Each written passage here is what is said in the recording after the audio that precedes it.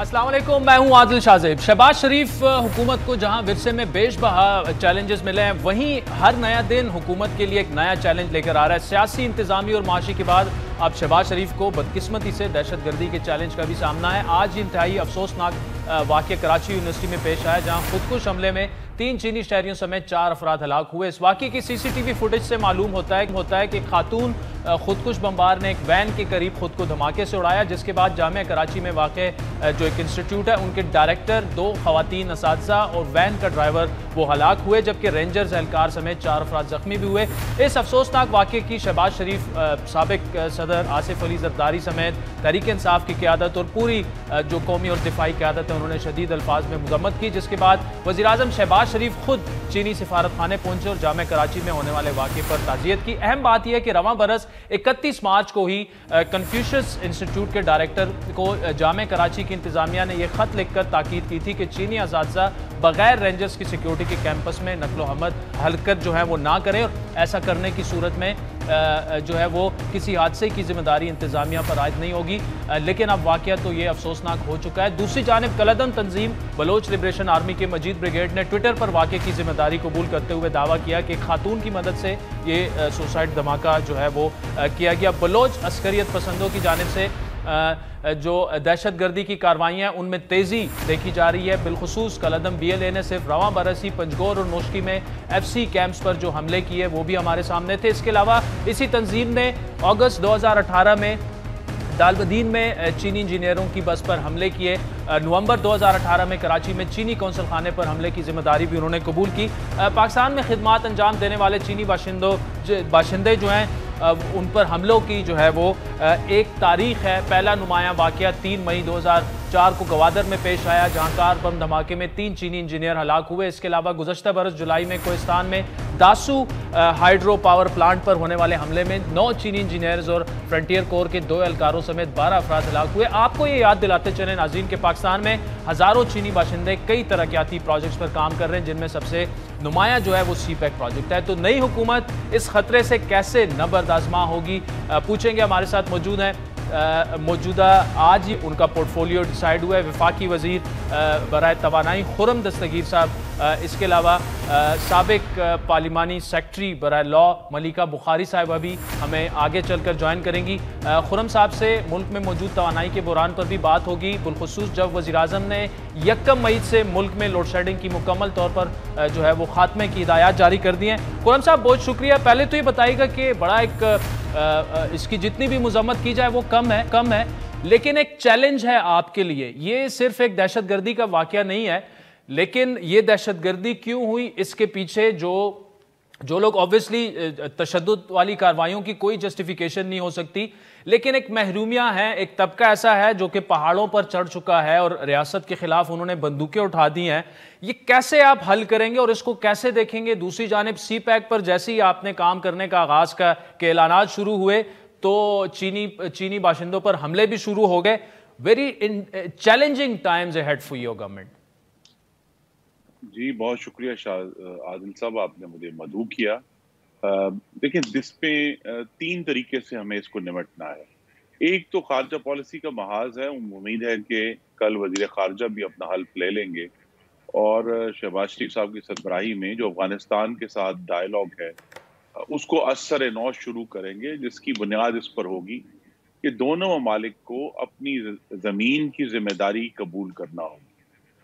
अगर हम ये कहते हैं कि हम खुद मुख्तार हैं, और जो तालिबान हुकूमत है उसका भी ये दावा है कि खुद मुख्तार हैं, तो खुद मुख्तारी के साथ अपनी ज़मीन को कंट्रोल करने की जिम्मेदारी भी आती है, और हमारा उनसे इसरार यही होगा। और ये पहला वाक़या नहीं है, मुस्तकिल आपको मालूम है कि हमारे जो साबका कबायली इलाके हैं वहाँ से भी अफगानिस्तान की सरजमीन से पाकिस्तान पर हमले हो रहे हैं।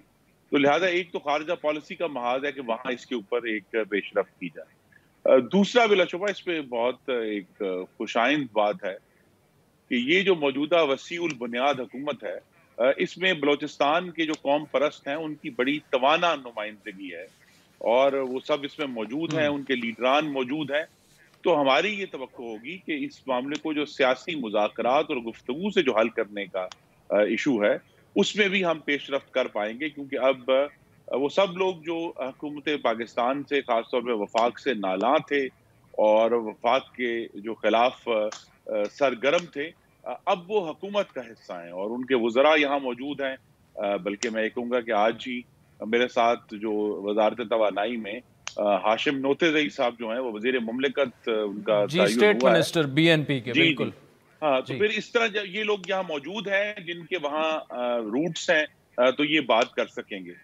تیسرا بلا شبہ یہ ہے ٹھیک جس کا آغاز شہباز شریف صاحب نے کر دیا کہ وہ ابھی 2 دن پہلے ہی بلوچستان تشریف لے گئے تھے اور اس میں انہوں نے بلوچستان میں ٹھیک جو تمام معاملات ہیں اس کو حل کرنے کے لیے بڑی مثبت گفتگو کی ہے۔ تو یہ تینوں طریقوں سے انشاءاللہ اس افرید سے ہم نمٹیں گے۔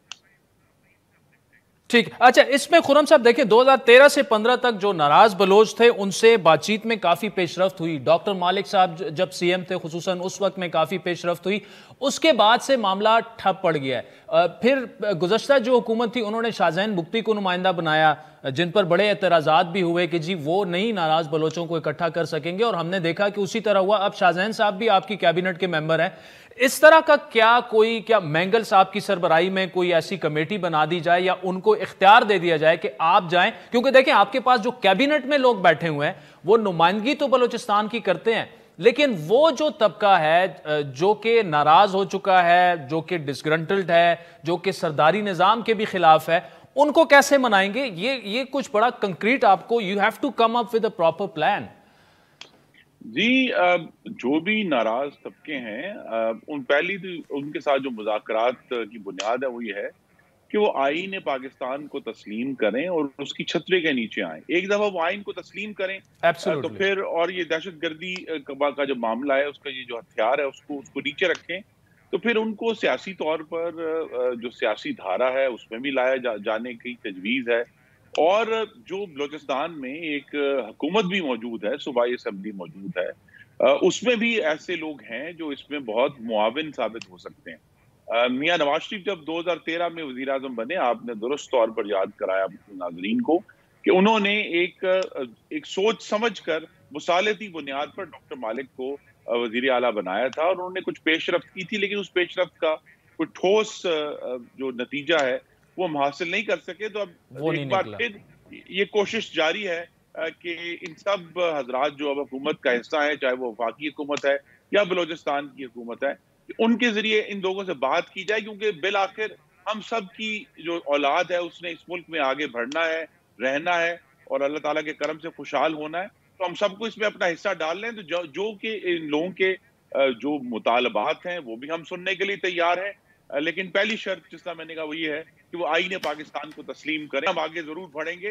اور اگر ہمیں اس میں کوئی قربانیاں بھی دینی پڑتی ہیں، کوئی ایکسٹراآرڈنری ایسی ایشوز ہیں تو وہ دی جائیں گی قانونی طور پر، تاکہ ان سب لوگوں سے نمٹا جا سکے، کیونکہ اب 75 سال ہو گئے ہیں پاکستان کو قائم ہوئے جی تو بلوچستان کا مسئلہ جو ہے اب وہ ہائی ٹائم ہے کہ انشاءاللہ اس کو حل کیا جائے۔ ٹھیک ہے خرم صاحب، ایک بریک لینی ہے، بریک کے بعد آ کے آپ نے پورٹ فولیو اب سنبھال لیا ہے، پاور منسٹر آپ بن چکے ہیں، تو آپ سے یہ بھی پوچھیں گے کہ آج شہباز شریف صاحب نے جو اعلان کیا کہ 1 مئی سے لوڈ شیڈنگ ختم ہو جائے گی، نظر تو ہمیں نہیں آ رہا آن پیپر، کچھ سوالات آپ سے پوچھیں گے ایک بریک کے بعد۔ ویلکم بیک ناظرین، وفاقی وزیر توانائی جناب خرم دستگیر صاحب ہمارے ساتھ موجود ہیں۔ خرم صاحب، عماد اظہر صاحب کا ایک ٹویٹ میں آپ کے سامنے پڑھ رہا ہوں کہ اس وقت دیہی علاقوں میں ڈیزل کے لیے قطاریں لگی ہوئی ہیں، ہم نے اپنی گورنمنٹ میں ڈیزل کا ذخیرہ 32 دنوں کے لیے چھوڑا، لیکن امپورٹڈ حکومت نے باقی معاملات کی طرح اس کو بھی بد انتظامی اور ابہام کی نظر کر دیا۔ دوسرا میں آپ کو بتاؤں، گندم کی کٹائی، کپاس اور چاول کی کاشت کا سیزن ہے، کسان جو ہیں وہ ڈیزل کے لیے رل رہے ہیں، تو آپ لوڈ شیڈنگ پہ تو بعد میں ہم آتے ہیں، یہ ڈیزل آپ کیسے آتے ہی آپ نے غائب کروا دیا؟ تو بات یہ ہے کہ تحریک انصاف کے کسی بھی رکن سے بد انتظامی کا لفظ جو ہے وہ ایک مذاق ہے، کیونکہ جس قسم کی اتھاہ اور گہری بد انتظامی جو یہ کالا کنواں کھود کر گئے ہیں، اس سے زیادہ تو نہیں کام ہو سکتا۔ تو اس وقت ملک میں جو بجلی کا بحران جو ہمیں نظر آ رہا ہے وہ اصل میں ایندھن کا بحران ہے کہ تحریک انصاف کی حکومت نے ایک دفعہ نہیں، ان کا ایک مستقل ریکارڈ ہے کہ وہ وقت پر فیصلے نہیں کرتے تھے، لہٰذا وہ انہوں نے LNG وقت پر نہیں خریدی، جب تیل کی قیمتیں کم تھی تب تیل نہیں خریدا، ابھی ڈیزل کا ایک بحران پیدا کیا ہے۔ تو یہ سارے معاملات جو ہیں یہ وزیر اعظم شہباز شریف کی نظر میں ہیں، اس کے لیے جو سر ڈیزل کا بحران کس نے پیدا کیا؟ اب گورنمنٹ تو اب آپ کی ہے، وہ تو چلے گئے ہیں۔ جی بحران پیدا کر کے وہ چھوڑ کر چلے گئے، کیونکہ انہوں نے دیکھیے یہ تو نہیں نا کہ آپ نے صرف 32 دن کا ڈیزل تو نہیں چاہیے نا، ہمیں تو مستقل اس کی پرچیزنگ کرنی ہے۔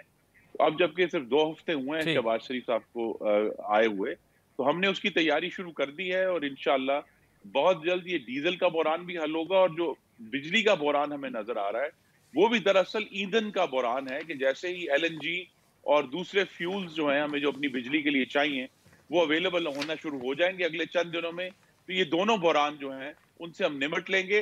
اس سے بڑا جو ایکچولی کرائسس ہے وہ یہی ہے کہ ہمیں مستقل طور پر ان ایندھن کی فراہمی کو یقینی بنانا ہے، تاکہ ہمارے جو کسان ہیں جو ابھی چند مہینے پہلے تک پچھلی حکومت کی بد انتظامی کی وجہ سے یوریا کے لیے در بدر ٹھوکریں کھا رہے تھے، ان کو بھی عزت سے یوریا بھی ملے، ڈیزل بھی ملے، اور پاکستان میں رہنے والوں کو، انڈسٹریز کو بجلی بھی انشاءاللہ ہم فراہم کریں گے۔ اچھا مجھے یہ بتائیے کہ شہباز شریف صاحب نے جو یہ اعلان کیا ہے کہ جی 1 مئی، اس کا مطلب 4-5 دنوں کے اندر اندر لوڈ شیڈنگ کیسے ختم ہوگی؟ کیونکہ اگر آپ نے جس طرح دعوے یہ کیے تھے کہ جی آدھے سے زیادہ پاور پلانٹ جو ہیں تحریک انصاف بند کر کے چلی گئی ہے، ان کی مینٹیننس نہیں ہوئی تھی، تو اتنی جلدی مینٹیننس ان کی ہو گئی؟ کیا فارمولہ کیا ہے سر؟ ابھی تو 4 سے 10 گھنٹے جو ہمارے کراچی، لاہور، اسلام آباد مین سٹیز کی بات کریں، 4 سے 10 گھنٹے وہاں پر لوڈ شیڈنگ ہو رہی ہے، تو اتنا جلدی یہ جادو کیسے ہوگا خرم صاحب؟ جی یہ جادو ہوگا RLNG کے ذریعے۔ جی وہ جو سب پلانٹس کی مینٹیننس نہیں ہو رہی، اکثر پلانٹس جو ہیں تقریباً 11,000 میگا واٹ کی جو کیپیسٹی ہے وہ اس وقت بند پڑی ہے، کیونکہ اس کو چلانے کے لیے ایندھن موجود نہیں ہے۔ وہ پریفریبلی RLNG جو ہے وہ اس کی ہمیں ضرورت ہے۔ جو سب سے ایفیشنٹ پاور پلانٹس 4 ہیں وہ بھی بند پڑے ہیں، تو جیسے ہی RLNG انشاءاللہ اگلے 1-2 دن میں اس کے جو شپس ہیں وہ متوقع ہیں، تو جب وہ شپس سے RLNG پاکستان سے گزر کے ان پلانٹس تک پہنچے گی تو بجلی فوری طور پر وہ جو کمی ہے 3 سے 4,500 میگا واٹ کی، وہ بالکل ہمارے پاس۔ میں آپ کے ناظرین کو یہ بات کھل کر بتانا چاہتا ہوں کہ پاکستان میں مسلم لیگ نون کی حکومت کے بعد سے بجلی کی پیداوار کی صلاحیت کا کوئی فقدان اور بحران نہیں ہے۔ یہ PTI کی حکومت جو ہے یہ ایندھن کا بحران پیدا کر کے گئی ہے۔ جیسے ہی ایندھن اگلے چند دنوں میں فراہم ہونا شروع ہو جائے گا تو بجلی پیدا ہوگی اور انشاءاللہ لوڈ شیڈنگ ختم ہو جائے گی۔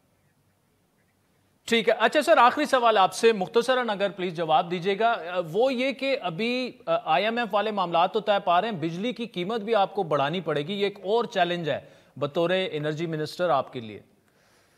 جی میں چونکہ ایک منتخب نمائندہ ہوں، میری تو پہلی ترجیح یہ ہے کہ اس سے پہلے کہ پاکستان کے عوام سے 1 روپیہ بھی مزید مانگا جائے، حکومت پہلے اپنی ایفیشنسیز کو بہتر کرے۔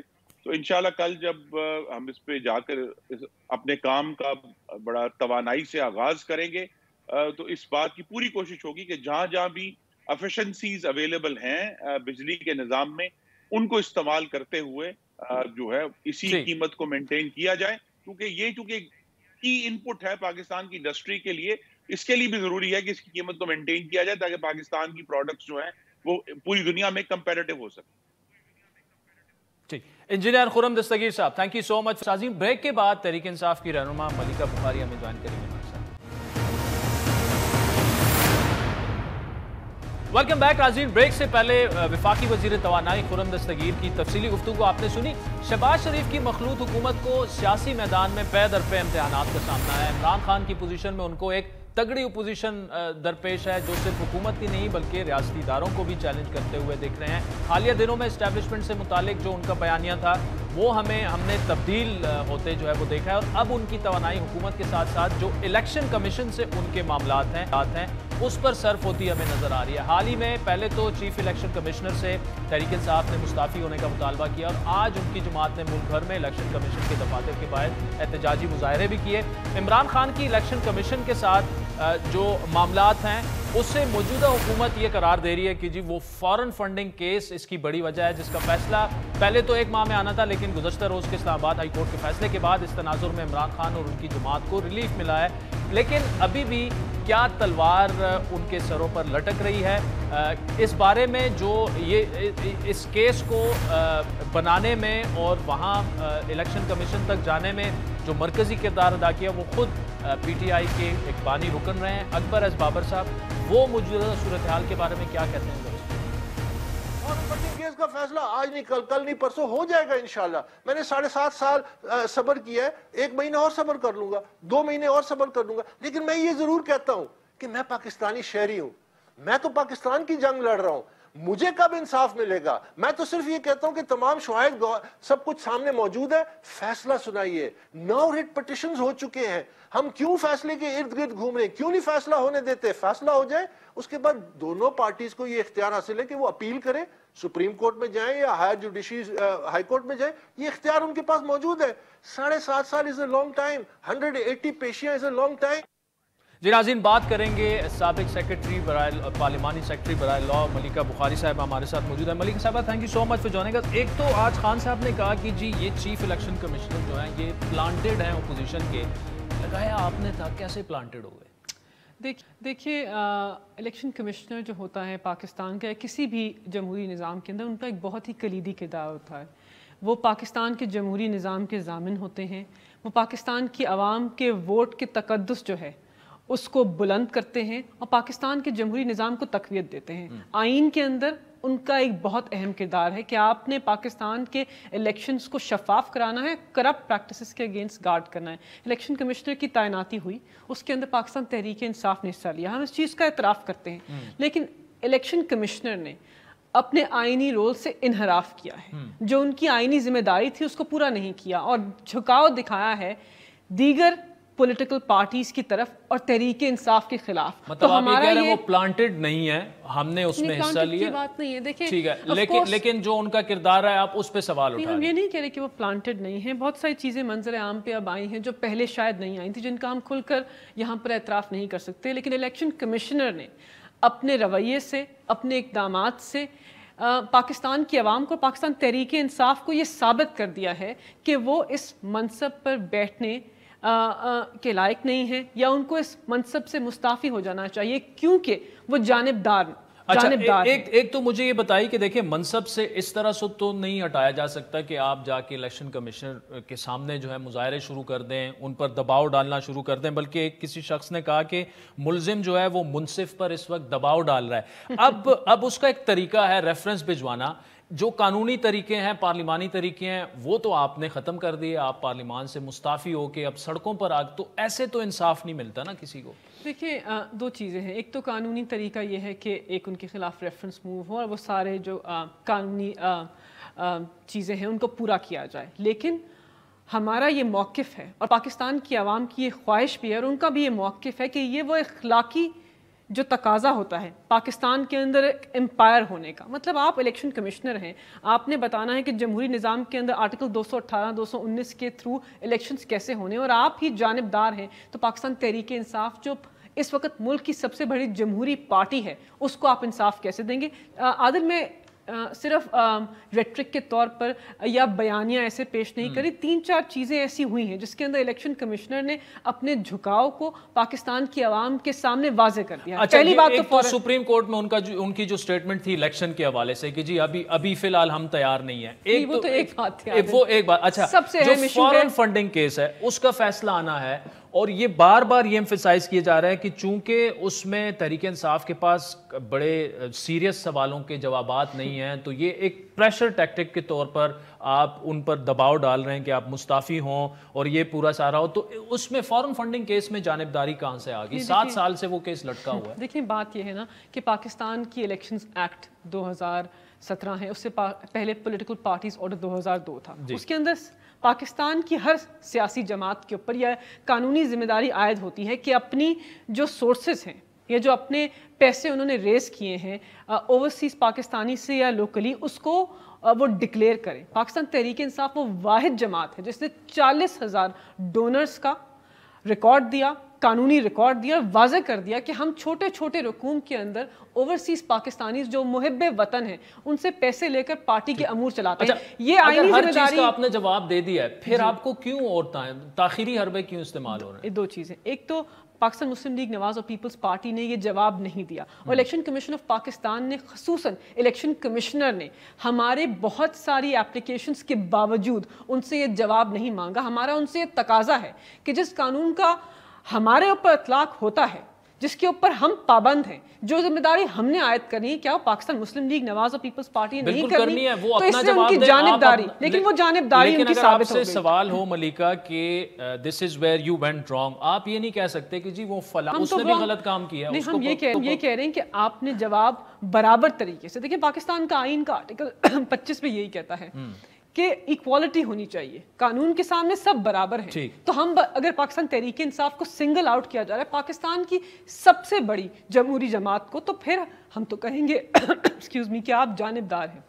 پھر اس کے ساتھ ساتھ آپ نے کہا کہ آپ مین سوال کا جواب نہیں دے رہے, آپ نے التوا کیوں کیا.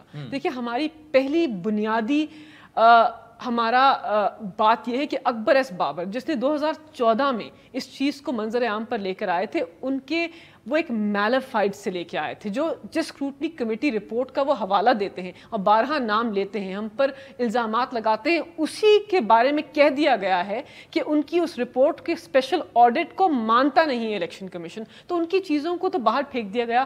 وہ کچھ سیاسی جماعتوں کے ہاتھوں میں کھیل رہے ہیں, کہتے ہیں کہ ہماری پارٹی کے بانی ممبر ہیں, لیکن پارٹی کو ملائن کرنے کے لیے, پارٹی کو جمہوری طور پر کمزور کرنے کے لیے اقدامات میں شامل ہیں. تو ہم نے بارہا کہا ہے کہ اس آدمی کو ہم اپنی فنڈنگ کی سورسز نہیں دیں, کیونکہ ان کا کوئی لوکس اسٹینڈرڈ الیکشن کمشنر اکبر ایس بابر سے ملے ہوئے ہیں. لیکن نہیں, ہم یہ نہیں کہہ رہے, ہم کہہ رہے ہیں کہ وہ کچھ لوگوں کے ہاتھوں کے اندر کھیل رہے ہیں, کچھ سیاسی جماعتوں کے ہاتھوں کے اندر کھیل رہے ہیں, جو چیزیں کھل کر اب سامنے آ رہی ہیں. ٹھیک ہے, لیکن ملکہ وہ جو سوالات دیکھیں نا, انہوں نے تو ایک وہ کرنا تھا, کیس کرنا تھا, وہ جا کے اب الیکشن کمشن نے اس کی تحقیقات کی, اس کا بھی فیصلہ بھی ہمارے سامنے آ جائے گا. تو جو سوالات آپ سے ریز ہو رہے ہیں ان کے جواب دے رہے ہیں, ان کے جوابات دیں, بجائے اس کے کہ یہ کسی کے ہاتھوں میں کھیل رہے ہیں. وہ دیکھیں پاکستان میں سیاست تو اسی طرح ہوتی ہے, کوئی کسی کے ہاتھوں میں کھیل رہا ہے. لیکن ہماری بنیادی بات یہ نا کہ اگر بنیادی ایشو ہی سیٹل نہیں کر پا رہے آپ, دیکھیں الیکشن کمیشن نے, ہم تو کہتے ہیں کہ ہم جواب دے رہے ہیں, لیکن آپ مکمل طور پر پاکستان کی 3 یا 4 بڑی جماعتیں ہیں ان سے یکساں طور پر ان سے ایکوالٹی کے, برابری کے بیسس کے اوپر 4-5 جماعتوں سے آپ جواب مانگے اور سب کا فیصلہ ساتھ دیں. جو بھی فیصلہ ہوگا پاکستان تحریک انصاف اس کو دیکھ کر اپیل کریں گے یا قبول کریں گے, لیکن آپ سب کے اوپر ایک یکساں حق میں آ گیا تو قبول کر لیں گے, ادروائز نہیں کریں گے. دیکھیں ہم نے تو ہمیشہ اداروں کا احترام کیا, ہمارے خلاف کورٹس کے اندر فیصلے آئے, جوڈیشل کمیشن بنا تھا 2015 میں. سوشل میڈیا ایکٹیوسٹ جو سپریم کورٹ کے بارے میں کہہ رہے ہیں, آپ کے جلسوں میں جو پلے کارڈز وہ ہوتے ہیں, تو دیکھیں ہم نے کبھی بھی نہیں کہا کہ اداروں کے اوپر ایک منظم مہم چلائیں. ہم نے کبھی, آپ نے دیکھا وزیر اعظم پاکستان, سابق وزیر اعظم, عوام کے منتخب وزیر اعظم نے کبھی نہیں کہا کہ آپ پاکستان کی اعلیٰ عدالت کے محترم ججز کے اوپر اٹیک کرو. لیکن کچھ ایسے فیصلے ہوتے ہیں جس کے اندر عوام جو ہے اس کے خلاف ہوتے ہیں, یہ جو عوام جس کو قبول نہیں کرتے, جو ریسنٹ اعلیٰ عدالت کا فیصلہ آیا ہے اس کو بسد احترام عوام نے قبول نہیں کیا. جب خان صاحب یہ کہتے ہیں کہ رات 12 بجے کیوں عدالت کھولی, تو جب آئین کی وائلیشن ہوگی جو کہ اب سپریم کورٹ سے فیصلے سے ثابت ہوگی, تو obviously پھر عدالتیں تو کھلیں گی. دیکھیں اس کے اوپر ہم ریویو فائل کر رہے ہیں. اچھا, جو آئین کی وائلیشن کی بات کب تک ہو جائے گا؟ جلد اس تیار کر رہے ہیں, جلدی فائل ہو جائے, کچھ دن ہیں ہمارے پاس. لیکن عادل بنیادی بات کیا ہے کہ جب پاکستان کے اندر, میں ممبران پارلیمنٹ رہ چکی ہوں, میں سابق MNA ہوں, کسی ممبران پارلیمنٹ کے ضمیر کے اوپر جب منڈی لگ رہی تھی پنجاب کے اندر اور اسلام آباد کے اندر, اور کھلے عام لگ رہی تھی عادل, آپ کی نظروں کے سامنے, پاکستان کی عوام کی نظروں کے سامنے, پاکستان کے نیشنل ٹیلی ویژنز کے اوپر جب یہ منڈی لگ رہی تھی, تو اعلیٰ عدالت کیوں خاموش تھے؟ ایک سوال پوچھا ہے, اور ایک وزیر اعظم جس نے ہمیشہ اپنی آئینی ذمہ داری کو ادا کیا ہے, اس کے پاورز کو ایکسرسائز کرنے کے اوپر, اور عدالت کے بارے میں ایک سوال اہم ریز کیا ہے کہ پاکستان کے اندر ملینز آف کیسز زیر التوا ہیں, لیکن آپ نے 12 بجے ملینز آف کیسز میں آئین توڑنے کا تو کہیں نہیں. دیکھیں آئین نہیں ٹوٹا, دیکھیں یہ ہمارا بسد احترام سپریم کورٹ کا فیصلہ ہو گیا, ہم نے تو آئین کی پاسداری کی ہے. اچھا مجھے بتائیں, آپ لوگ ابھی آ رہے ہیں اسلام آباد, اور خان صاحب نے کہا عید کے بعد ہم دھرنا دیں گے جب تک بقول ان کے جو امپورٹڈ حکومت ہے وہ نہیں جائے گی.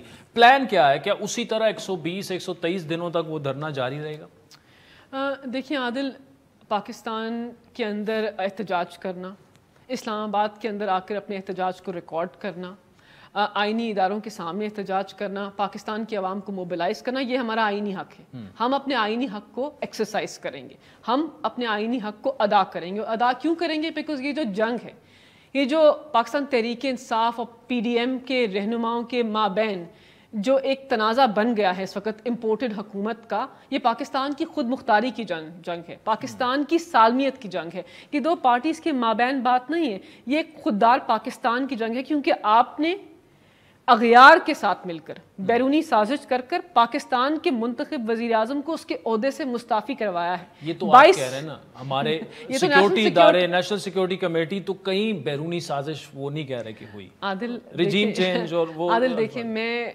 صرف اتنا کہنا چاہتی ہوں کہ نیشنل سیکیورٹی کمیٹی کی 2 میٹنگز ہوئیں جی. دونوں میٹنگز کے اندر بہت ساری چیزوں کا اعتراف ہوا. میں 3 چیزوں کی بات کرتی ہوں.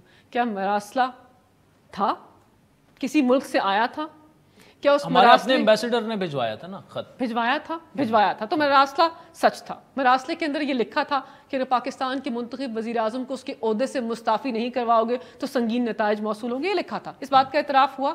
یہ بھی اعتراف ہوا کہ پاکستان کے انٹرنل افیئرز کے اندر مداخلت ہوئی. اب مداخلت اور سازش میں کیا فرق ہے اور کس طرح ویسے دوسری جو میٹنگ ہوئی اس میں ایمبیسڈر اسد خود بیٹھے ہوئے تھے، اس کے بعد جو اعلامیہ آیا پھر تو اوپن اینڈ شٹ نہیں عادل دیکھیں، اس سے تو ہمارے بیانیوں کو تقویت ملی ہے. ان لوگوں نے جو وزیر اعظم، جو کرنٹ وزیر اعظم ہیں، انہوں نے خود ہی منصف خود ہی عدالت لگا کر کہہ دیا کہ میرے اوپر جو الزام ہے اس سے میں بری ہوتا ہوں. مطلب یہی ہوا نا کہ سیکیورٹی کمیٹی میں تو اداروں کے سربراہان بیٹھے ہوئے نا، لیکن اس کو چیئر تو ایک ایسا آدمی کر رہا تھا جو پاکستان کے اندر پاکستان کی عوام یا پاکستان کا آئین بھی شاید اس کو وزیر اعظم نہیں مانتا، وہ آئینی تقاضے بھی شاید فلفل نہیں کرتے، 62(1)(f) کے زمرے میں نہیں آتے. امپورٹڈ وزیر اعظم ملیکہ بخاری صاحبہ، thank you so much for joining us. سازین وقت چاہتا ہے ایک بریک کا، جس میں مشیر برائے امور کشمیر اور پیپلز پارٹی کے رہنما قمر زمان کائرہ صاحب ہمیں جوائن کریں گے. ان سے پوچھیں گے لندن میں میثاق جمہوریت 2 جو ہو چکا ہے وہ اصل میں ہے کیا. ہمارے ساتھ ویلکم بیک ناظرین. پیپلز پارٹی کے سینئر رہنما اور مشیر برائے وزیر اعظم قمر زمان کائرہ صاحب ہمارے ساتھ موجود ہیں. کائرہ صاحب بہت شکریہ. یہ جو میثاق جمہوریت 2 کل اسحاق ڈار صاحب نے کہا کہ ان کی آپ سے بھی میٹنگ ہوئی اور یہ فیصلہ ہو چکا ہے میثاق جمہوریت 2 کریں گے. بلٹ پوائنٹس میں بتائیں یہ میثاق جمہوریت 2 کیا ہے؟ کیونکہ میثاق جمہوریت 1 میں بھی بہت سی ایسی چیزیں تھیں جو کہ دونوں پارٹیوں نے اپنے اقتدار میں کوئی خاص اس پر کام نہیں کیا. اب ایسا کیا ہوا کہ اچانک میثاق جمہوریت 2 کی ضرورت آپ سمجھتے ہیں کہ پیش آئی اور اس میں ہے کیا؟ پہلی گزارش تو یہ ہے جی، میثاق جمہوریت بنیادی طور پہ ایک اتفاق رائے ہے. وہ 2006 میں اس وقت کے حالات کے مطابق محترمہ بینظیر بھٹو شہید نے پاکستان کے عمومی حالات کا جائزہ لے کے مشاورت کر کے وے فارورڈ ایک ڈیسائیڈ کیا، اور اس وے فارورڈ کو انہوں نے میاں نواز شریف صاحب کے سامنے جا کے ان سے بھی ڈسکس کیا، ان کو اس بات پہ ایگری کرایا اور اس کے اوپر باقی جماعتوں کو بھی ایگری کرا کے ایک وے فارورڈ بنا، جس کی بنیاد پہ جب ہماری حکومت آئی تو ہم نے اس پہ چارٹر آف ڈیموکریسی کے تحت کام کیا. یہ کہنا کہ اس پہ کوئی مجموعی طور پہ کام نہیں ہوا یہ درست نہیں ہے. ہمارے دور میں جو آج سٹرکچر کھڑا ہے، جو 18ویں ترمیم ہوئی تھی، NFC ہوا تھا جو اس وقت پبلک ریلیف کی باتیں ہوئی تھیں، جمہوری قدروں کی باتیں ہوئی تھیں، فیڈریشن کو مضبوط کرنے کے کام ہوئے تھے، یہ 92 یا 93% اس پہ عمل درآمد ہو گیا تھا. صرف چند چیزیں اس میں رہ گئی تھیں جس پہ اس وقت عمل درآمد ممکن نہ ہو سکا. اس پہ ایک ٹروتھ اینڈ ریکنسیلیشن کمیشن ہے، ایک اس میں کانسٹیٹیوشنل کورٹ ہے، ایک اس میں جو الیکٹورل ریفارمز تھی جس پہ کافی کام ہمارے دور میں ہوا، کافی کام میاں نواز شریف صاحب کے دور میں ہوا، اور ایک احتساب کا اکراس دا بورڈ نظام ہے، اس پہ بھی کام ہوا. لیکن خاطر خواہ اس لیے نہیں کہ یہ ایک آن گوئنگ پروسیس ہوتا ہے. آپ اس وقت کے حالات کے مطابق فیصلہ کرتے ہیں کہ آپ نے آج کے چیلنجز کیا ہیں، اور اس کے اوپر ان چیلنجز کے مطابق آپ نے کوئی قانون سازی کرنی ہے، جو بھی کرنا ہے. لیکن پھر नए चैलेंजेस होते हैं, फिर उसमें शॉर्ट फॉल्स आती हैं, उसमें शॉर्ट कमिंग्स होती हैं, उनको दूर करने के लिए। तो ये जो उसका जो बाकी रिमेनिंग पार्ट है उसके ऊपर अमल दरामद, और बुनियादी तौर पे उस रूह के तहत कि हम एक दूसरे के मैंडेट का एहतराम करते हुए, एक दूसरे के साथ कोऑपरेट करते हुए, हुकूमत हमारी इकट्ठे होके बने या अलग अलग किसी अपनी की हुकूमत हो, लेकिन फैसला साजी में हम इकट्ठे होंगे, इज्तिमाई फिक्र के तहत फैसले करेंगे, और उसके तहत ही हम आज के अपने कोalition पार्टनर्स को भी और खुद दोनों जमातें, हम जो आज के चैलेंजेस हैं वो इकोनॉमी के हैं, वो सोसाइटी के हैं, वो खारजा पॉलिसी के हैं, वो पाकिस्तान के दाखिली अमूर के बारे में है, और अब फिर दोबारा दहशतगर्दी और इंतहा पसंदी की वेव दोबारा जो जड़ पकड़ रही है जी। इन चीजों के ऊपर जो है सबको डिटेल बहस मुबाहिसा करके वेव फॉरवर्ड डिजाइन करना है, और उसके ऊपर एग्री करके आगे बढ़ना है कि हुकूमत जिसकी भी आएगी ये हमारा मुस्तकबिल का एजेंडा होगा। ठीक है, ये है चार्टर ऑफ डेमोक्रेसी 2। ठीक है। अच्छा कारा साहब ये बताइएगा, कल आपके चेयरमैन बिलावल साहब जो हैं वो वजीर खारजा बनने जा रहे हैं, चैलेंजेस बहुत ज्यादा हैं उनके लिए, खुसूसन दहशतगर्दी का चैलेंज, फिर जो अफगानिस्तान से की सरजमीन जो इस्तेमाल हो रही है वहां से, और हो सकता है चूंकि वहां पर तो अब तालिबान की गवर्नमेंट है, कैसे बिलावल साहब इसको मैनेज करेंगे? तालिबान के साथ हमारा वजीर खारजा बैठेगा, उस पर बड़े एतराज़ात उठाए जाएंगे कि जी देखें बीबी शहीद का बेटा जो है वो तालिबान के साथ बैठा हुआ है। देखिए, जब आप हुकूमत में हैं, आप अपनी जिम्मेदारी निभा रहे हैं, आप अपने ऑप्शंस के तहत नहीं चल। अगर आप एक आज़ाद मेंबर के तौर पे और आज़ाद सियासतदान के तौर पे काम करते हैं तो आपकी चॉइसेस आज़ाद है, लेकिन अगर आप किसी हुकूमत का हिस्सा हैं और हुकूमत में आपके जिम्मे एक असाइनमेंट है, तो फिर आपने रियासत पाकिस्तान की खिदमत करनी है, आप उसमें अपनी चॉइसेस को लेके नहीं चल सकते। ये बातें इसीलिए हमने बड़े गौर व खौज के बाद फैसला किया पार्टी ने कि बिलावल साहब को ओथ लेना चाहिए और जमा खातर रखिए। उन्होंने बड़े उन पे तंज के तीर बरसाए गए कि जी वो बच्चा है। उस नौजवान ने साबित किया कि वो जिस दिन पहले दिन असेंबली में आए थे उस दिन से लेके आज तक उन्होंने जो बातें की हैं, जो वे फॉरवर्ड डिजाइन किया है, जो चैलेंजेस का इजहार किया है, वक्त में साबित किया कि वो चैलेंजेस और वो वे फॉरवर्ड दुरुस्त साबित हुआ।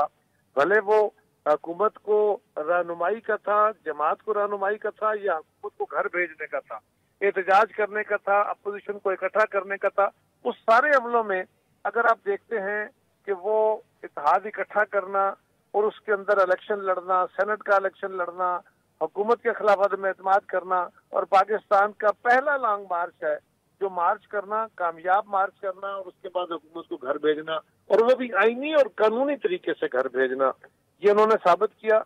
उनमें ये सलाहियतें हैं और चैलेंजेस के अंदर ही परफॉर्म करना जो है वही लीडरशिप है, वरना रूटीन के काम तो मैं और मेरे जैसे लोग भी करते रहते हैं। ठीक, चले कमर जमान कायरा साहब, thank you so much for joining us. नाज़रीन, इमरान पर आपके फीडबैक के मुंतज़िर रहेंगे। हमारा ट्विटर हैंडल है @आसिफ। मुझे मेरी टीम से इजाज़त। हर पीर से जुमेरात अपने पसंदीदा show live with Adil Shahzeb को YouTube पर देखने के लिए डॉन न्यूज़ के ऑफिशियल YouTube चैनल पर आएं और सब्सक्राइब करके बेल आइकॉन भी प्रेस करें।